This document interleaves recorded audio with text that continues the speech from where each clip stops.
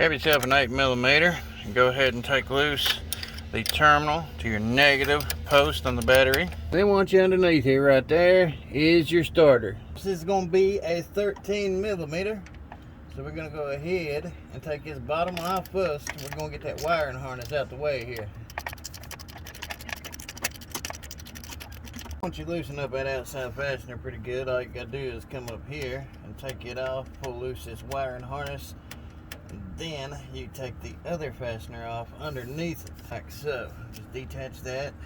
Make sure you set it down here and know which one of these hook up whenever you hook them back up to the new one, because one is going to go on the fastener here, which is essentially going to be your ground. The other one is going to be right here on your starter solenoid. We will go for fastener number 2.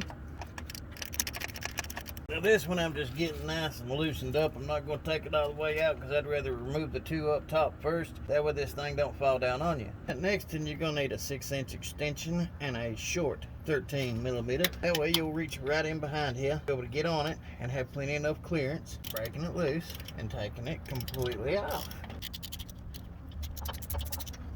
Right there you go. I'm going to go ahead and try to remove these fasteners right here where your wiring harness is. This runs all the way up to your positive terminal. They'll have a cover overhead. You just kind of pull on that cover till you pull it off here. Make sure you keep that because that keeps corrosion, stuff like that, off of your terminals. Go ahead and take yourself the same 13 you've been using and go ahead and loosen these up and remove those fasteners as well. Go ahead and pull your harness off here, set it over to the side. Reattach this fastener a little bit, that way you don't lose it. So the fastener over here should be a 10mm. Put yourself a 10mm on there, pull that wire off as well. Now that gives you all the clearance you need, be able to go overhead, get that last 13mm off. Now whenever you go to get on that last fastener, you might have a little bit of trouble accessing it because it's very tight quarters. So you need to be able to have something on hand to handle getting on that fastener. I got a little 3-inch extension here, adapted to 1/2-inch extension. I switched to the longer socket. I got the extension right here and the socket is on the fastener right there. You're not going to have very much room to run it out back through here. But you know where it's at. You're going to have to figure out a way to get your drive tool stuck to it. Just make sure you put your extension and stuff where it's at. That way you know the general location. Now if you have that universal joint, that's where this is going to come in handy. That allows you to go around the corner of it right here. Gives you plenty of angle, plenty of room, plenty of leverage. Hold that in place and then proceed to start breaking it loose. But you can at least get it broke loose a little bit. The rest of it, the butter, if you have to, you can put yourself a 1/4-inch drive on there and you can run it the rest of the way out. If you choose to use your universal, you can easily do that as well, as you can see right here. If you have the right tools, you can do the job. You can make life so much easier with the least complications as possible. There's that one. And then right here we go. Well, there's your starter. Just takes a little bit of time and patience. Now this is what your typical starter looks like, but the bottom half of this is your actual starter motor. The top half is your solenoid. This portion sits inside of your flywheel housing. This is what's called a Bendix gear. Now essentially whenever you get in your car, you put your key inside the ignition and you turn it over to crank. It will send 12 volts of electricity down to your solenoid, which in turn will send a signal to the starter to make this Bendix gear operate. What it's supposed to do is kick outward and then spin at the exact same time. Whenever it jumps out, those teeth right there on the gear will turn up against your flywheel and crank the engine over. Once you release the key, it jumps back in place as you see it here. If everything's functioning properly, then your car should start right up and go on about your merry day. The sole purpose of a starter is to crank and help start your vehicle. The solenoid controls the Bendix jumping. Whenever that gear jumps out, that's what that solenoid's used for. The starter motor itself controls the spinning. That will tell you a lot if one thing or the other is not working. Most starters do have 3 posts on them. As you can see here, 1, 2, 3. Now usually the biggest one on the outside right here is going to have a bigger, thicker wire. That wire controls a constant 12 volts of electricity to the solenoid at all times, whether the vehicle is on or off. Post number 2, which the 10mm is on, usually has one smaller wire on it, and that one comes from your ignition. And if we look at post number 3 right here, it supplies 12 volts of electricity from the solenoid to the starter motor itself. And the starter is grounded out by the bolts that goes right here into the housing. To test this out, we're going to want to simulate a few things, and all you need is a basic set of jumper cables and a screwdriver or a gator clip jumper wire. Whenever we hook the jumper cables up to the battery, of course, you're positive on positive, negative on negative. And whenever you get over here to your starter, you're going to want to take the negative and go ahead and mount it to where your bolt holes are. And we will plug up the positive right here for the 12 volt supply that's supposed to be constant. Now I'm going to take my gator clip right here and I'm going to hook it on the back side of our booster cable. And whenever I'm ready to test it, all I got to do is take the opposite side right here and just touch it to post number 2. This will simulate the ignition cranking. Whenever you get into your vehicle and you turn your switch over, it sends that signal. Boom, right there's what we're going to do is simulate the voltage. That way we can make the starter crank for us. Now whenever we hook that up to power, we're essentially going to be watching that Bendix and see what it does, because it's going to tell us basically what's wrong with this starter, whether it's good, bad, or ugly. If you have a good starter motor and solenoid, then the Bendix gear will jump out, spin, and it will retract whenever you take away the voltage. We're going to tip it to where that 10 millimeter post is, and we're going to see what this does.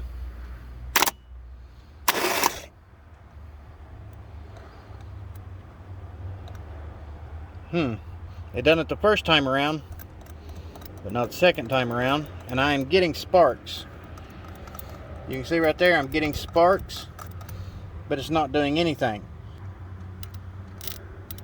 I got plenty of sparks coming right there, so there might potentially be a problem from the solenoid. We are getting 12 volts.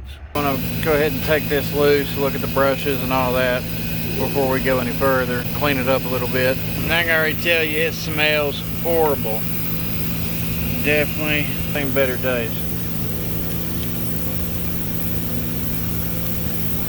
Dirty, very, very dirty. I got it cleaned up. This thing was just gummed up. Of course, you got brushes on the backside, 4 of them. And we're going to reassemble it and see if it helps improve anything. Test it one more time before we decide what now we're going to do. So this is definitely not appearing to be working, but we'll smack it with a hammer anyhow just to see if it is our starter motor or the solenoid itself.